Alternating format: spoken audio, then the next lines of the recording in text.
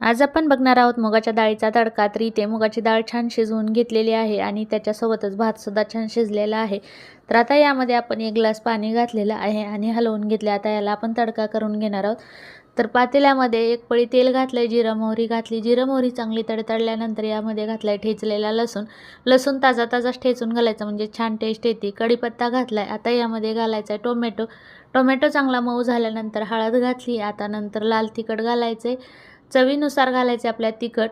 तर यामध्ये कोथिंबीर घातली बारीक चिरलेली आणि डाळ घालून घ्यायची। मस्त टेस्टी असं मस्त मुगाच्या डाळीला तडका दिलेला आहे। आपल्याला पाहिजे थोडं पाणी घालून घेतले मी, जास्त पातळही नाही आणि घट्टही नाही। चवीपुरतं मीठ घातले।